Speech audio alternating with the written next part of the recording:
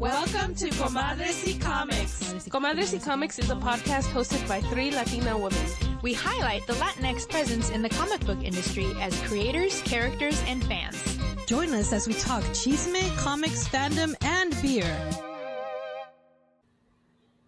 Hello and welcome to a new episode of Comadres y Comics. This is episode 237. We are your hosts. I'm Sarah. Kristen. And I'm Jen. Welcome back, ladies. It is Black History Month, bitches. And you know what? We'll celebrate it. Even if the federal fucking government doesn't. Yes. We'll do it. Yeah. We don't need no stinking Valentine's Day. Fuck that shit. Fuck that noise. It's all about Black History Month, baby. Honestly. Yeah. Yep. So, yes, we are excited. We have a lot of good stuff in store, so we shall begin. And I just want to mention, keep an eye on our Facebook, Instagram, and Twitter. I refuse to call it by the other name. But I am resharing books. I'm resharing episodes where we've reviewed books by Black creators. So if you're interested in going back and listening to any of those, just keep an eye out this month on all of our social media, and I will be highlighting the books that we've read and reviewed in the past. Yeah. Honestly, our eye for talent, impeccable. Yes, absolutely.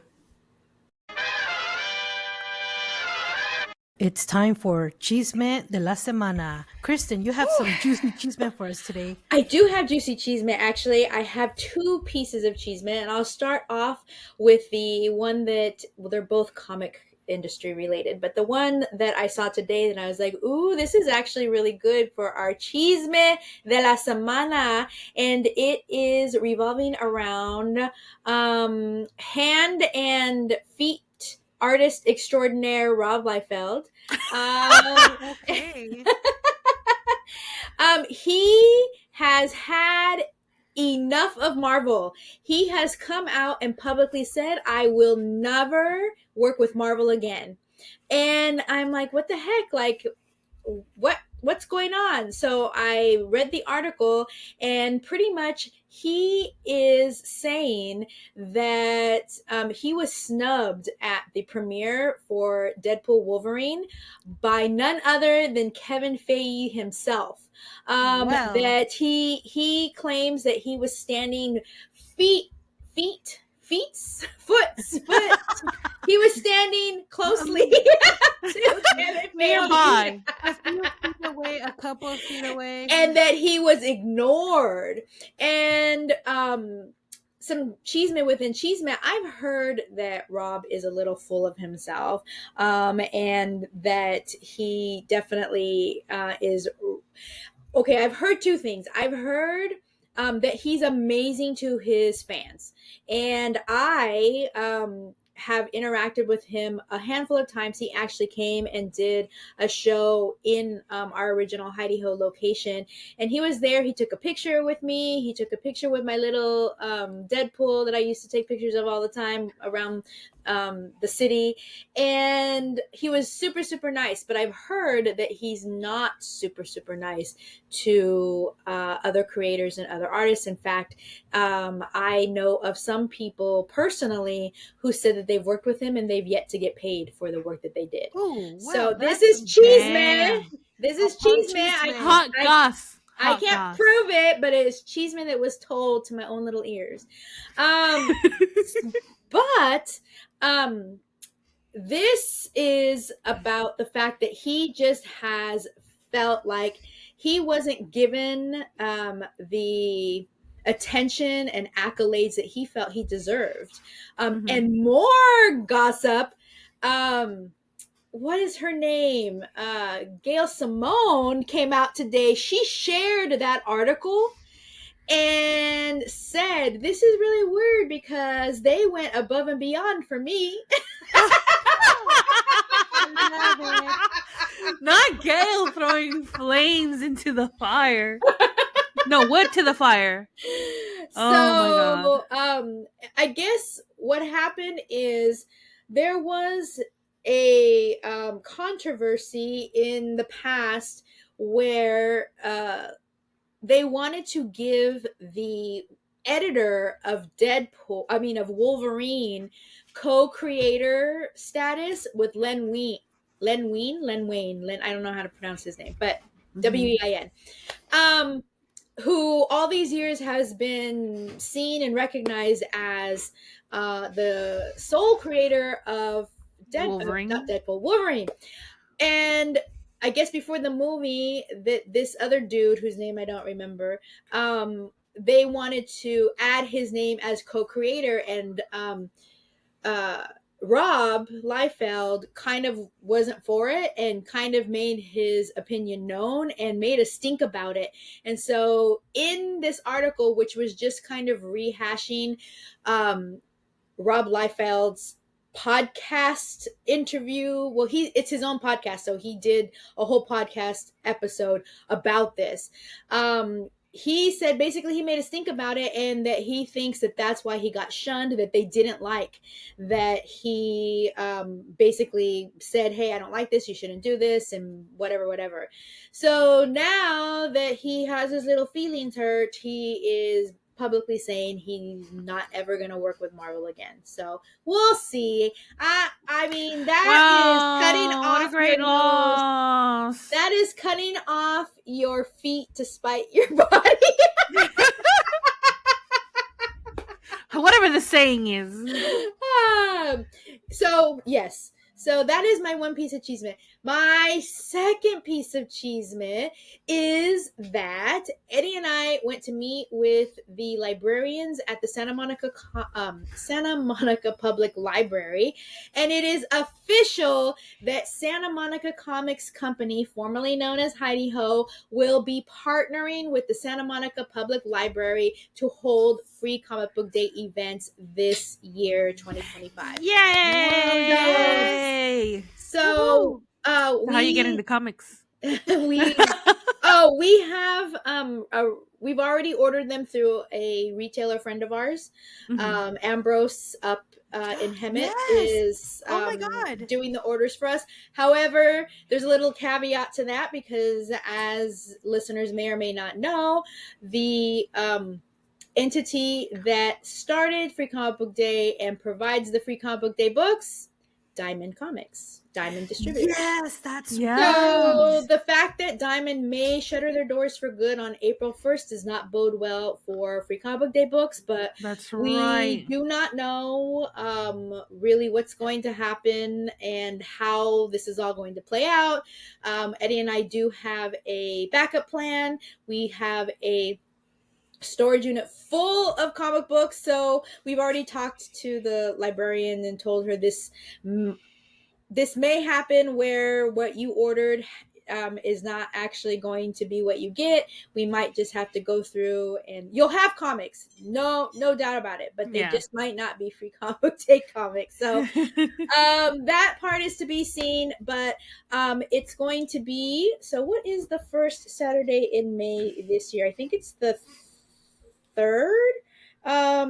So yes, Saturday, May 3rd, from 11 to 3 at the Santa Monica Main Public Library branch. We will be having a how to draw comics, or how to draw a comic page. Eddie is going to be doing a workshop from 11 to 12.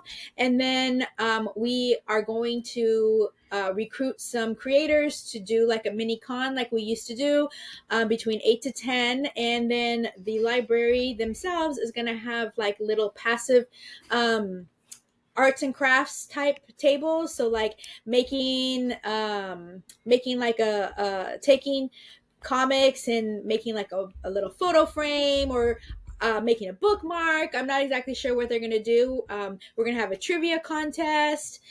So there's going to be a full 4 hours worth of fun things to do and cool creators to talk to there at the library. And I'm thinking that hopefully we will have a Commodity Comics table there as well.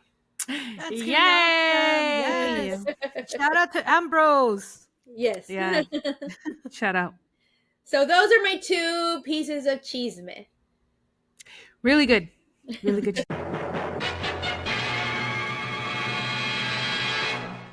On my radar. And today on my radar is I have been watching El Secreto del Río. El Secreto del Río is a Netflix series. It's season 1 right now, and it's in Spanish and Zapotec.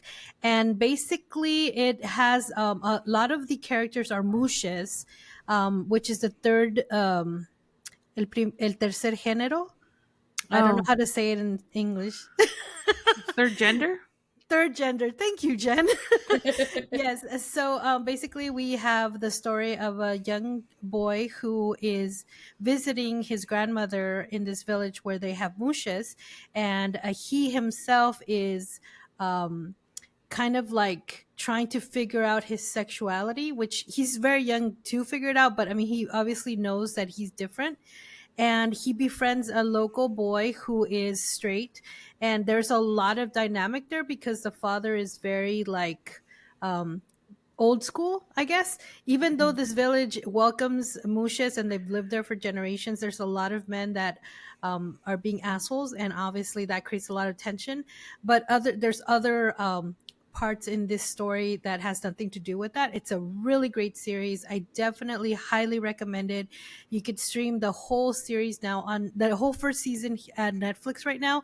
I'm almost done with it. It is really such an impressive and beautiful cast. And I watched it with my husband, and my husband was like, it taught him a lot of things as well watching this series. So I really highly recommend it. If there's some people that like maybe are uncertain or just like non-empathetic or just have like little comments under their breath about people that are different, highly recommend this series. It's really just quite beautiful, and I can't say anything more about it. I don't want to ruin the story, but it's so good. And that is what is on my radar. Do you have anything on your radar, Kristen? I do. I have this cool book that I just learned about called Mamá Didn't Raise a Pendeja. And it is published by Blue Star Press, and you can actually get it from Penguin Random House, which means that your local comic shop should be able to access this if they order through Penguin. And it's $14.95 for a hardcover, and it is anti-affirmations inspired by tough love abuelas. And it basically says, if you're tired of fluffy feel-good self-help books, Mamá Didn't Raise a Pendeja is here to deliver real talk with a side of sass.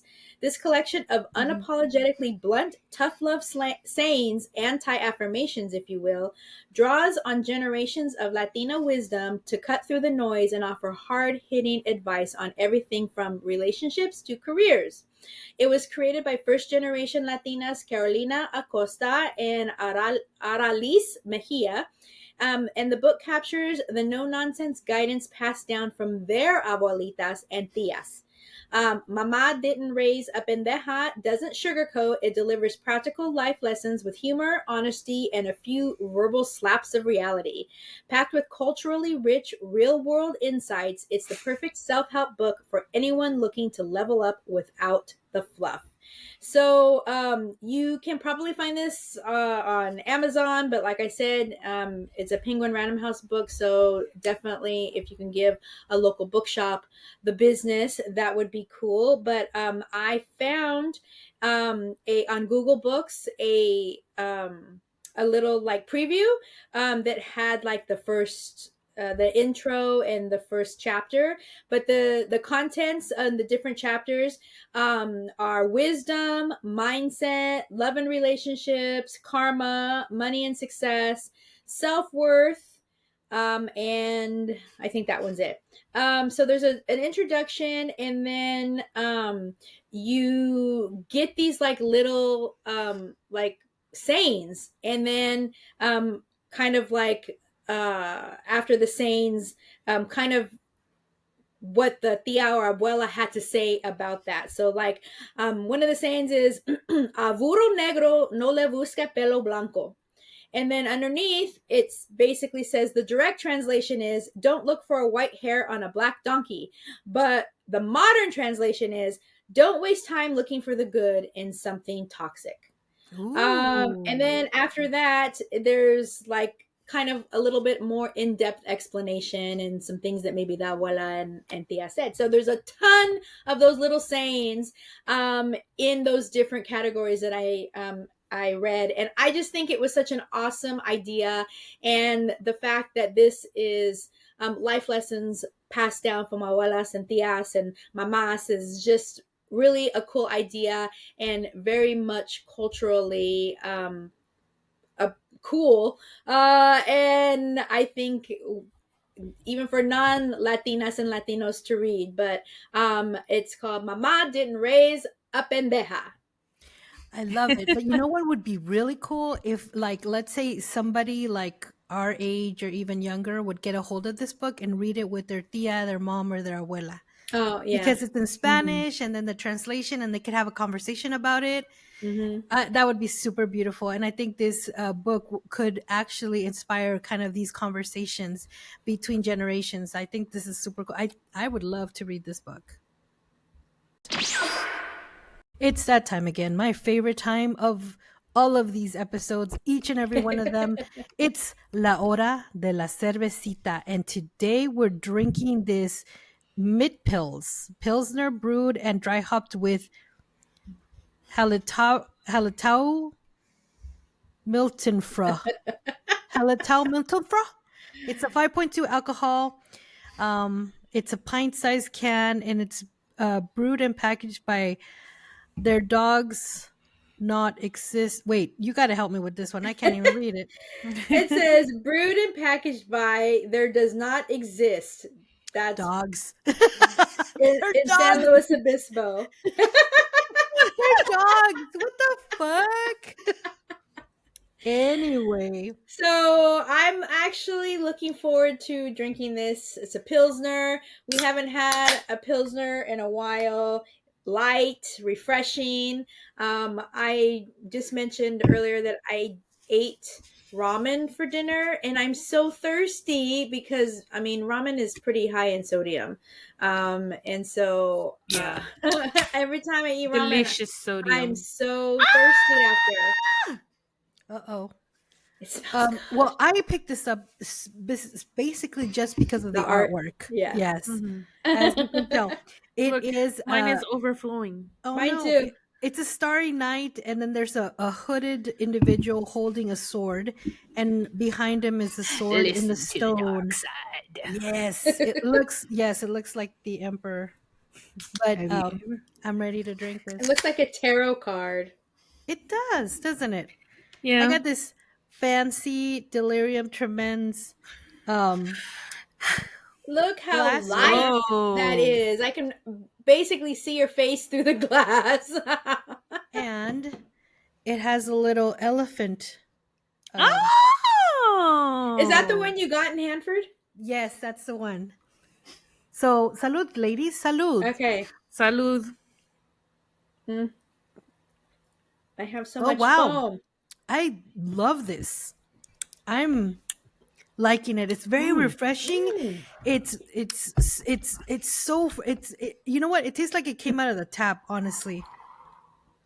And there's no weird aftertaste. It's just straight out, like, I don't know, like it seems like really like the original brew. It's like maybe what is it called? Like the flagship brew from this brewing company. What is this brewing company? Oh, you're saying that's what it tastes like. Kind of like how 805 is the flagship to Stone. Yeah.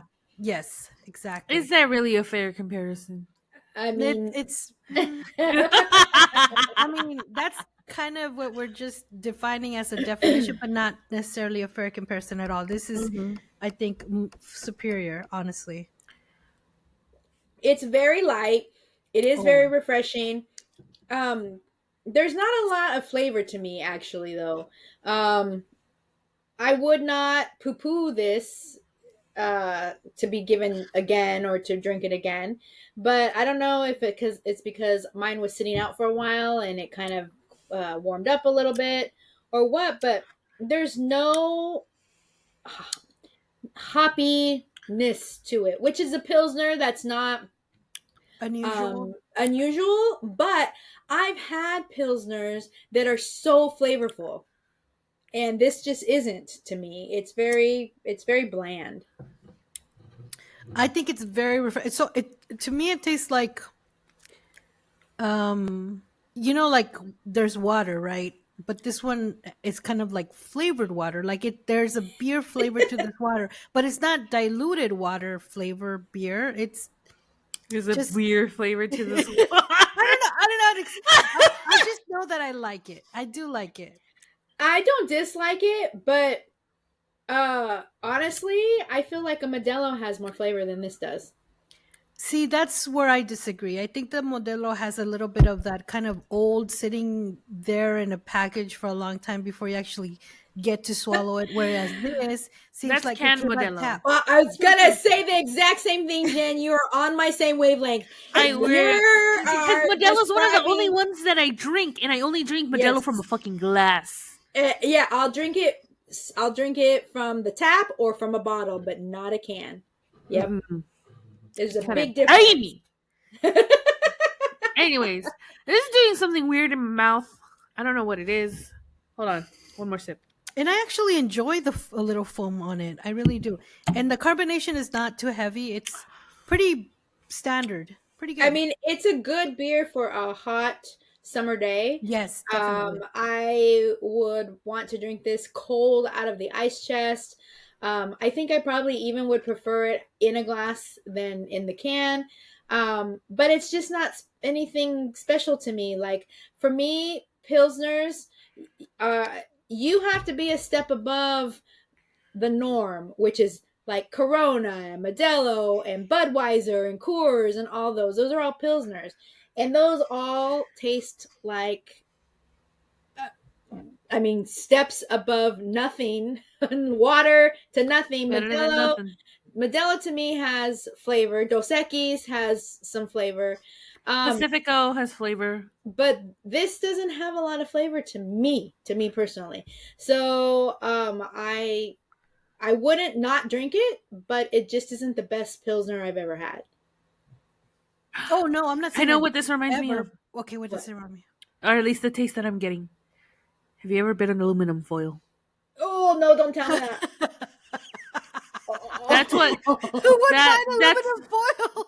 Me! I would. I've done it too. You've never done that? No. You didn't like the little electric shock that it would give your teeth? My teeth now are cringing in memory. Yes. This is what this leaves that taste of like metal. Yes, you're right. At the top of my mouth. Mm-hmm. Yeah. Maybe that's if you stuck like a spoon, you know, just suck yeah. Mm-hmm. Maybe I am autistic. Rocks and spoons and don't look at me right now. Well, you know what? Honestly, now that you're explaining it like that, maybe that's why I like it, because I did not bite aluminum foil. I just had very sensitive teeth, so that's something I wouldn't do. But because I haven't had that experience in youth, maybe that's why I'm liking it now. But as a kid, you didn't know that it would affect you that way. Like, the first time I didn't know that it was going to be sensitive to my teeth. So, I think you got to do it anyway now, because you're missing a part of childhood. Yeah. No, I can't. Be pleasantly. Like, you guys know how I feel about teeth. How? We had that one book that we reviewed about the girl that would hug the teeth. Like, it was a very beautiful. Anyway, I don't remember what the book was, but then we talked about the whole love and kind of fixation I have on teeth. And then you guys were like, we had this discussion? I was drunk. Were we trashed? No, it was very early on when we started recording. So like back in 2016. So. Oh, that was back when I was just like, I don't know how long this is gonna last. So I'm not gonna pay a lot of attention. Probably, but yeah, no. You know, like the first couple of dates. Are you really listening to this person? I don't. Yeah. No, because this is This is an insight into how I think. these 6 teeth in the front are my 3rd set of teeth.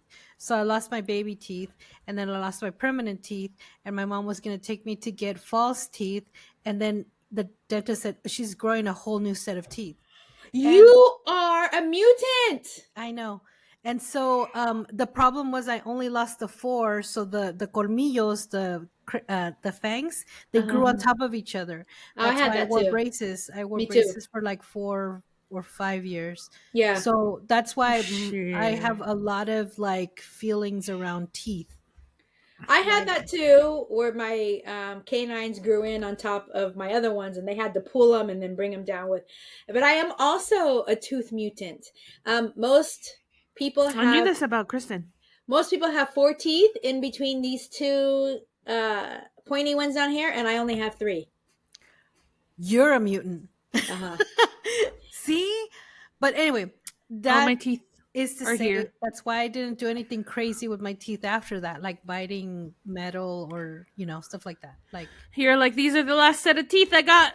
yes, Not gonna produce more. yes, and sometimes I Oh. dream that they're loose, and I wake up in horror and I touch them. Carl. No, I used to have nightmares about teeth as a kid too. And I'm sure Freud had something to say about it, some bullshit stuff to say, but it's a common theme, I think, and I'm sure it meant something. I think it's very American because from what people have told me, like people in like other parts of the world do not think about teeth the way we think about teeth. Makes sense. It makes perfect sense. But anyway, I think we're ready to rate it. What is our rating scale, Kristen? So our rating scale is a scale of 1 to 5, with 1 being very unsatisfied, 2 being regularly unsatisfied, 3 out of 5 is neutral, a 4 out of 5 is satisfied, and a 5 out of 5 is very satisfied. And if it is a beer that is off the charts for us, then it is a Super Saiyan. And I'll go ahead and get started, and I'm giving it 3 out of 5 neutral. It's not bad. It's not good. I would drink it again if it was given to me for freebies, but I probably wouldn't buy it. Although maybe just for the can art to feel cool taking it to a party, you know? It does look very cool. It is a very cool can. Uh-huh. I am gonna go next, and I'm definitely satisfied. I do not like Pilsners per se. I'm more of the IPA, double IPA, stouts. So for me to like a Pilsner like this, I really like it. I really like it. I think I would share like a 4-pack with Frank. What's the ABV on this? 5.2. No, good to know. Anyways, I'm gonna rate it. What did you give it, Kristen? A 3 out of 5. Okay, you're nicer than me. I'm gonna give it a 2 out of 5. And I was gonna give it a 1 out of 5, but I actually enjoy the metal taste in my mouth. But here's the thing: is that's all I'm getting. I feel like it just picked up the thing that it was canned in, or hell, maybe I don't know. Maybe it was made in aluminum vats, in metal vats. Usually they are, right? Yeah. Yeah. So just picked up the flavor of the metal that it was in, and you know what? Cool. All right, I get it. So I mean, I guess this would be good for like if you want to try out beer, but you don't really want like a lot of strong 100%. flavor, Yeah. or maybe you yourself are a metal biter. I don't know. Maybe you miss having the taste of braces in your mouth. IDK. Wow. Yeah. Yeah. That makes perfect sense. Wow. You're blowing my mind. Gods, I'm so good. 2 out of 5 for me. And that has been our beer review. All right, guys, now it's time for our book review. What are we reviewing today? And in celebration of Black History Month, what are we reviewing today? We are reviewing Shook, a Black horror anthology. And did you Sarah, I backed this on Kickstarter. Okay. Oh, okay. So this is a Kickstarter. I'm gonna read a little bit about right here, but this was published by Second Side Publishing, and John Jennings Studio. Um, Cover illustration by Sean Hill. EC promo covers designed and illustrated by John Jennings. So, I'm gonna read. No, wait. There isn't even an opening on this. All right, tell us a little bit more, Sarah. Yeah, I don't know. I think I saw it on uh there's a group on Facebook. I think it's called Black Heroes Everywhere. Oh, I've mentioned Oh, them okay. before. Uh yes, Black Heroes Everywhere. And I think it was on their page, their like group page, and it was like and I think you also mentioned it, Jen, because we're all about horror. All three of us love horror comics. Mm-hmm. And this was specifically I a live on black Kickstarter. yes, a black Mhm. hero and a black horror anthology. And I was like, I need to read these stories. So immediately I went to go pledge to it, and it was fully funded. So we got the PDF, and we are now reviewing it. And there's several stories, and they're all black from black artists and creators, authors and writers. So it was pretty cool. So I decided to share that with you guys, and that's what we're reviewing today. Very cool. Well, I definitely was looking forward to reading a horror anthology. I feel like we haven't done horror in a while. And I really like to read anthologies. I like to get a feeling of different creators and different artists. And I was mentioning earlier that sometimes, even though I like reading anthologies, a um, you get A a range range of talent, I will say. So, and quality. and quality, yes. And so I didn't feel that at all with any of the stories here. They all were very high quality, and the art was amazing. Those EC homage covers were amazing. Yeah. It's so creepy. They were like, not to discount any of these stories, but for me, they were almost the best part of this anthology, because it was just so creepy and cool and very, very horror centric. So, but I had many stories that I read and enjoyed, and I know when Sarah first shared it with us, she was like, "It's 196 pages or something." I'm like, "Oh my goodness, I gotta get started now." And of course, I didn't. I waited until the last minute, but I zipped through it so quickly because it was so enjoyable, and the stories for me were just so good. Yeah, Mm-hmm. and there's 13 stories, and a lot of them are just there's some that just left me like I think a couple of them the ending was like kind of open, not in the sense that to be continued, because that's a totally different thing, but in the sense that it left me with my mouth open, because I didn't know if it was a dream or if it was reality. And the whole Mm-hmm. story was so and the artwork, my god, for that particular story, it um I'm so sorry.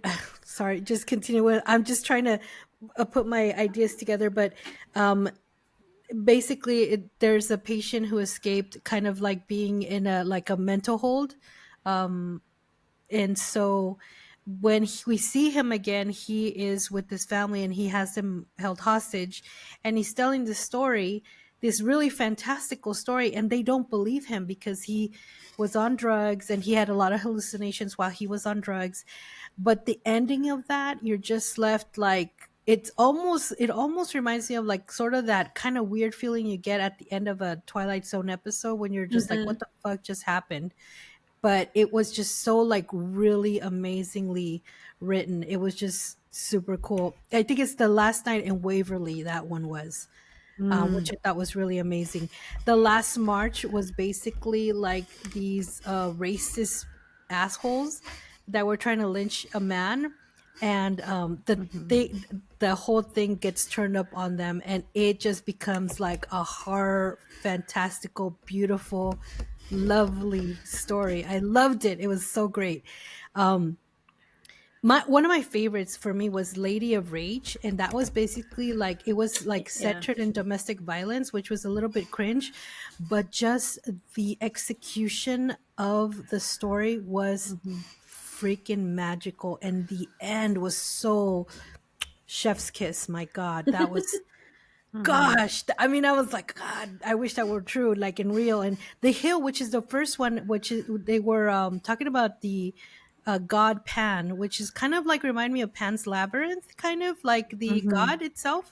And I thought that was really well written. It took place like in the 1800s, I think. And the artwork there was so just amazing. But all the stories are just really, really great. One of my other favorites was The Breaks, which is basically a story about an individual who's sick, and their heyday was dancing at clubs, breakdancing, and just the written word and the homage to hip hop artists was just incredible. And I think the whole thing is my favorite, but I want to also highlight the monsters of Blackenstein, the monster of Blackenstein. That was amazingly written. It was, and it was like also comedic, so you get a little bit of sense of comedy there. And it was I don't know, I did the dialogue was really great. It was, and then even the narration was amazing, but the ending of that one was just really great. So you have a lot of really great storytelling people, and then I could go on, but then there's this one, Tasty Itchy. Okay, so the title of the story is Tasty Itchy, but it takes place in the future in New Orleans in 2032, and basically the art, Jen said, was so visceral. To me, it had that feel of like when Dave McKeon did the whole book art of a comic. I think it was Signal to Noise, and I think also Arkham Asylum, I think a little bit. But at the beginning, I feel like, oh, it's so fuzzy, I can't really see it. But then the story really propelled the art. It was just like a really wonderful marriage there. It was just really, really great. There's a lot of great stories. What about you guys? What were you guys' favorites? Well, you honestly said a lot of the ones that I really appreciated and enjoyed. The Monster of Blackenstein was actually written by David Walker, who was the writer of the Black Panther Party. And I saw that you shared a picture that you took with him, and I was laughing because in the caption it says, "If you zoom in, you could probably see a little tear in Sarah's eye." Oh man, that's one of my greatest. Like I could remember meeting really talented creators, and some of them just bring me to tears, and that was one. When I met, I will never forget it. It was just the greatest, the greatest. And then The Hill, the first one, that one, the art creeped me out. Oh the my story It was really good. Yeah, the art really creeped me out. I mean, and the animals looked so yes, creepy. yes. And the script of that one was by Alverne Ball, and Alverne, I was like, all these names sound really familiar, and it's because we've actually read and reviewed works by them in the past. And Alverne was the person who worked on Across the Tracks, the story of Black Wall Street that we read a few months ago. Oh yes, yeah. So and then John Jennings, who does a lot of adaptations from Octavia Butler, has done The Kindred, and has done the what was that one about the sower? I forgot, I said it earlier. And also I sat on a panel with him, and he's a professor, and so comes from academia, and just is an amazing man. And when you hear him talk, he just like really captures your attention and just has such passion for what he does.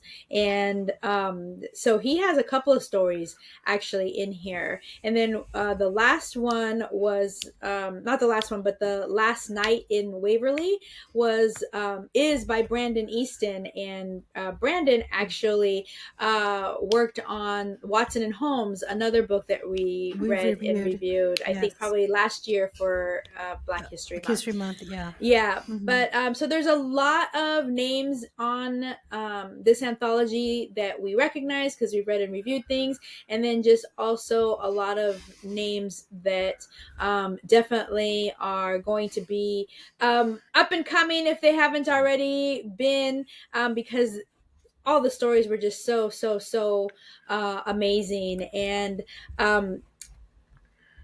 I think all of the ones that you mentioned, I also really enjoyed. But the one I really liked, okay, it was kind of silly, but in the sense of how it ended. But I thought it was so kind of cool and a great way to end. The one where was it Hell to Pay? Where yes. at where he double crosses his boss. Oh Is no, that the one? that one's Sucker's Revenge. Sucker's Revenge. Okay, that's Okay. why I was like, it was kind of silly. You're right. Cause Sucker. Yes. I won't give it away, but the title definitely has something to do with how that story ended. And I actually kind of laughed out loud. I thought it was the perfect ending to that story. That one was more like campy horror. Yeah. Which is I love the range of horror because we got like the blood, guts, and gore. Then we kind of got like a like suspenseful horror as well. We got kind of like more of we got like comic booky horror, stuff that was more like EC Comics range, and then there was like more of a like fantasy mythical horror and stuff like that.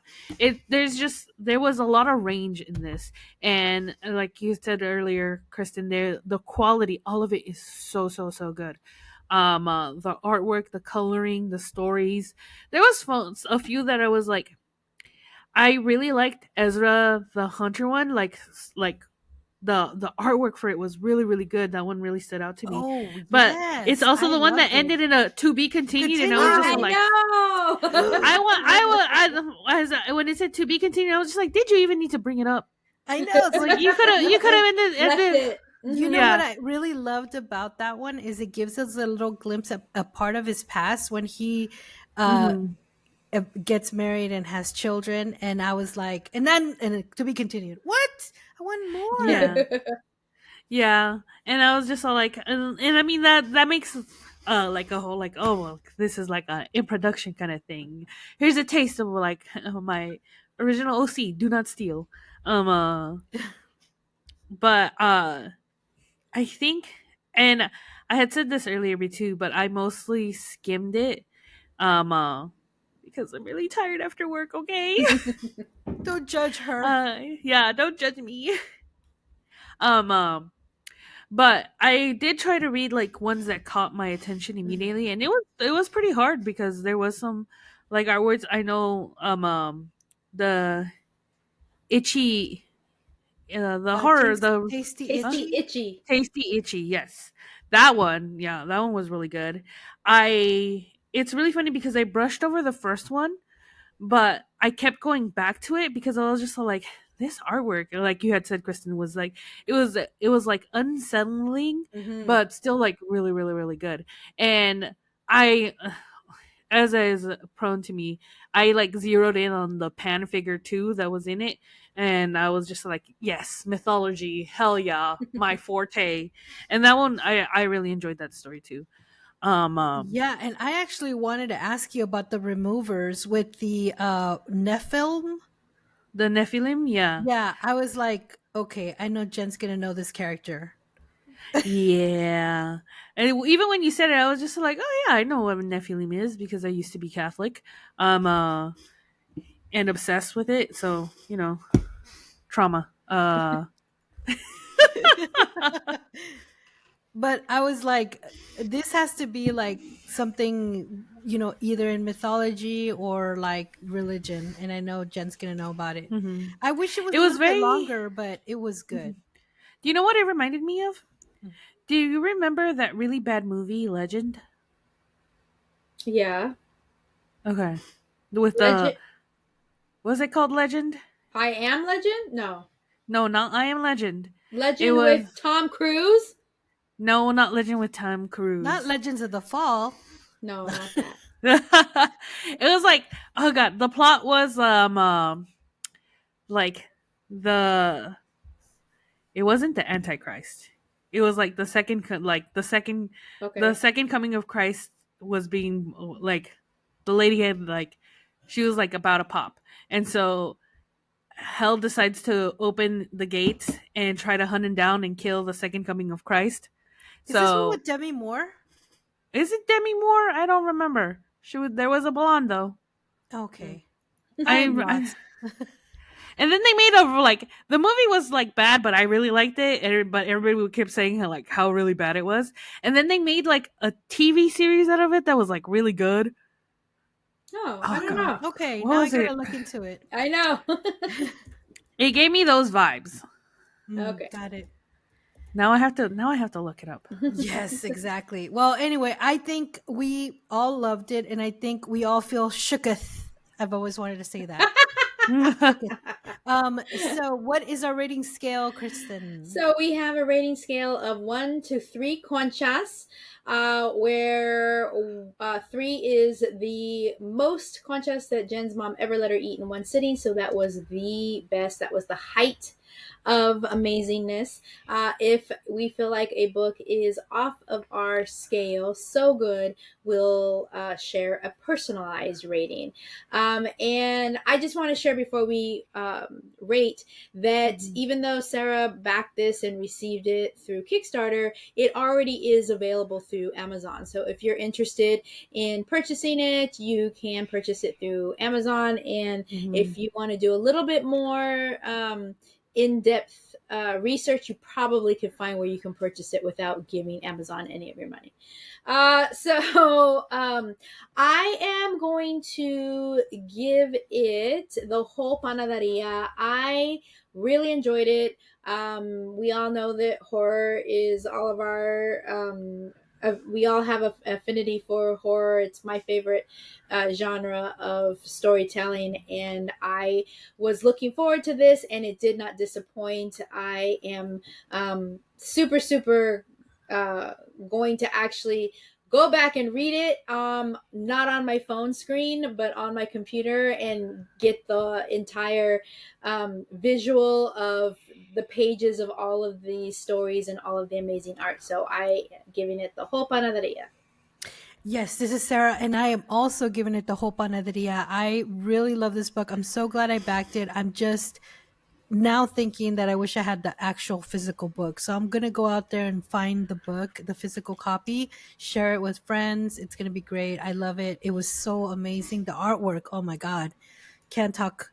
I mean, the artwork was sensational. What about you, Jen? I'm gonna give it the entire panaderia as well. I love the artwork. I love the EC comics tributes. They were all really good. They were all done by one person too. Yeah, I know. It was, John Jennings. Yeah, Uh-huh. I literally said it in the beginning. They were like really good. All these creators are really good. The fact that I'm honestly surprised that they had to do a Kickstarter, because this feels like something that any like major publishing company should have picked up, should have done. But you know what? When doesn't happen, you got to make it yourself. Yep. And you know what? Kudos to them for gathering this team of incredibly talented creators, and going for it and succeeding, because you know what? They got it out there. Also, I finally remember the name of the movie because I looked it up. It was Legion. Legion. Legion. And then it had the TV show Dominion. Oh, okay. I was obsessed with it. Yeah, that's what what was it? The Removers. It kind of reminded me of that. Oh, okay. Right. Awesome. That has been our amazing book review. It's time for En la Libreria. Jen, what do you have for us today? Take it away. Today, I have for you It All Ends in Dirt, Volume 1, a Sapphic horror comic. You know, we're keeping a theme, horror, in February, Black History Month. You know, it be that way sometimes. A mortician is haunted by love, death, and necromancy. Oh, you in had this me at 50 necromancy. plus page Sapphic horror comic. So, story. Mallory is a mortician. She deals with death every day. She's quite used to the concept by now, or so she believes. When she meets Abigail, Mallory's supposedly buried fears begin to take hold. She longs to be with Abigail, but also she can see how it's going to end. After all, Mallory knows better than most that you cannot escape death. But that doesn't mean she's not willing to try. And It All Ends in Dirt is a horror tale of love, death, and necromancy. Beneath the ichor and rot, though, lies a story of queer desire, shame, and fear. Relatable. Inspired by personal experiences and a love of horror tales, both classic and contemporary, this Kickstarter collects chapters 1 and 2 of It All Ends in Dirt in the first out of 5 volumes. Then they gave a preview of it. The artwork, really, really good. I am in love with this artwork. Then they give us like, why did we choose Kickstarter to like get this funded? And then there is a rewards section that gives out all the rewards that you are possible. But then they gave the team, which is Brer, they, them, who is an artist currently living in the misty mountains of the Highlands. They hope one day to be taken away by a vampire or hag. Same. But sadly, it hasn't happened yet. They love to draw, read books containing gay yearning, and skeletons predictably cry over D&D and run around outside. Who is this person? They need to be my friend. Holy fuck. You said run around outside, and I was like, what? Yeah. Brer is the gay little mess of human responsible for writing, drawing, and weeping over the comic. They have been drawing comics for years now, and they have found them to be a wonderful vessel for communicating and releasing their stories into the wild. Brer has been drawing since they were even smaller. They're starting off making comics in the bedroom about Zelda, Sonic, and fairies. Eventually, they studied animation and became an animator artist in the industry until they went on the quest to pursue the creation of their own stories. And then the other creator is Tom, he, him, is a 2D animator who resides in the mists beside Brer. He loves to torment his flock of D&D players with the prospect of hope, friendship, and love before he takes it all away via evil vampires and dragons. He also loves to paint tiny men and skeletons, which he uses to further torture his players. Tom is responsible for much of the logistics behind the project because he has a big brain. He is also an invaluable source of feedback, help, and encouragement when Brer is melting on the floor trying to figure out how to draw a hand just right. Tom began life doing flips and jumping over large gaps in dangerous locations before he studied animation and became a 2D animator in the industry. Tom is most excited for wrapping up all the comics into tissue paper and stamping them with wax like a cute little workshop goblin. So those are the creators. The comic had a goal of $624. Oh, wow. It is currently at $1,220 with 35 backers and 28 days to go. Nice. Hurrah. So you can always make a pledge without expecting a reward, but the base pledge skull tier starts at about £5, which is about $7, and will be a high resolution PDF of It All Ends in Dirt Volume 1. The next tier up is the Thrall tier, which is £12 or about $15. This is a physical copy of It All Ends in Dirt.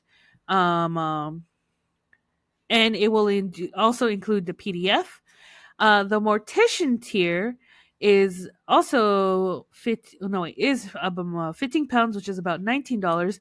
This is a physical copy of It All Ends in Dirt Volume 1 with Kickstarter exclusive cover artwork, plus an A5 print and high-resolution digital copy of the comic. At £20 or about $25 is the Necromancer tier. This is a physical copy of the book, along with the limited edition cover, plus a bundle of 3 prints and the PDF. And that's where it ends, because apparently the Lady Death tier has all been yoinked up. Whoa. Yeah, and I think this included, what was this? A hand-inked illustration of the characters, drawn with traditional dip pen, brush pen, and black ink. Oh, no wonder it got snatched up. Damn. I would have done that. Anyways, definitely check it out. It looks and sounds amazing. Like, seriously, I'm in love with this artwork. It's really, really good. And also, like, death, gays, doom gays, possibly? I'm all for it. I'm here for it. It All Ends in Dirt, Volume 1. Find it on Kickstarter. It is now time for Juntos y Fuertes. Kristen, what do you have for us today? So today I have for you a company that I think we may have talked about before, and I don't know which one of us did, but it is a company called So Bonita, and it's So SEW. And so it is a company that was started by Elena Flores. She was born and raised in the border town of Eagle Pass, Texas, and is currently living in Corpus Christi, Texas with her husband and 4 furry children. She started her sewing venture in November of 2014 as a hobby, and she attended several classes, but for the most part, she's self-taught. She likes to craft and create things that are bright, bold, beautiful, and full of shine, and she's obsessed with every part of her Mexican culture: the food, decor, color, music, traditions, and so much more. If she could, she would throw cascaran confetti everywhere she goes. She has a website called So Bonita, SEWBONITA, and she has collections and different little I guess like cultural things. She has purses. She has a little golden book of Selena. She has art. But the thing that I am specifically sharing with you today is her events. So if you are in her area, she has sewing classes. She is holding a simple zipper pouch sewing class on February 27th. On February 20th, she has a beginner adult sewing class, and you will be making a dog bandana. There are sewing classes to teach you how to make Japanese knot bags, excuse me, mosaic, little art pieces. I don't think this will be up in time for Valentine's Day, but she's having a Valentine's Day cocktail class where you can learn how to make homemade cocktails. She, in the past, had a wreath class and a ofrenda class. Sarah, you could probably teach your own ofrenda class. That sounds amazing, actually. Yes. She has had a calavera class. And the calavera that she has in her little display looks amazing. And also a marigold cocktail class. So anyhow, these are some of these are ones that have already passed, but there's some that are upcoming, and you can go to sobonita.com and go to her events and look at workshops that are up and coming for you. And she also has a bunch of material. So if you are a sewer, you can go to her shop, and she has tons of like culturally specific Latina material. And there's just so many things that I saw on her website that I was like, oh my gosh, this looks so cute. And if you're not local to Texas, obviously for the classes you'd have to be, but if you're not, you can buy all of these things online. And it's actually how I found out about Mamá Didn't Raise a Pendeja. She had it on Facebook, and so then I went to her website. I was like, oh my gosh, she has all these events and classes. So she definitely focuses on Latinx specific type merchandise in her shop. So it's definitely worth for you to check it out. Yes, and if you find yourself in the area of Corpus Christi, Texas, she has a shop, an actual shop. You can walk in and look at all her awesome stuff. It's at 4719 South Alameda Street, Suite B in Corpus Christi, Texas. I'm already excited. I saw a lot of her stuff. It looks super awesome. So definitely check her out. Check out the Instagram. I'm sure it's amazing stuff. All right, guys, now it's time for Saludos. And Saludos goes out today to the Compton Art and History Museum. They are open from 10 a.m. to 3 p.m. It's free admission. You can follow them on Instagram at Compton Museum. You can donate as well on their website, comptonmuseum.org. And right now they have an installation called Sacred and Seen Queer Lives at the Intersections. I can't wait to see it. I'm very excited about that. They are located at 306 West Compton Boulevard, Suite 104, Compton, California 90220. They're open from Tuesday to Saturday. Like I said, from 10 a.m. to 3 p.m. Check them out and follow them on Instagram. Check out more. They have a lot of cool stuff. They had one about Tales of los Corridos, the last installation. So they have a lot of amazing stuff. And like I said, you can go on their website and donate. So Saludos goes out to them. Again, Compton Art and History Museum. All right, guys, that brings us to the end of this episode. Kristen, where can they find us? You can go to our website at commoditycomics.com, where you can find links to all of our social media, as well as some links to our past shows. You can go to YouTube and check out our channel, Commodity Comics Podcast. You can also email us at commodityecomics@gmail.com. Excellent. Thank you so much for sharing your time with us, for joining us, for supporting us. We have been your hosts. I'm Sarah. I'm Kristen. And I'm Jen. Bye, guys. Bye. Bye.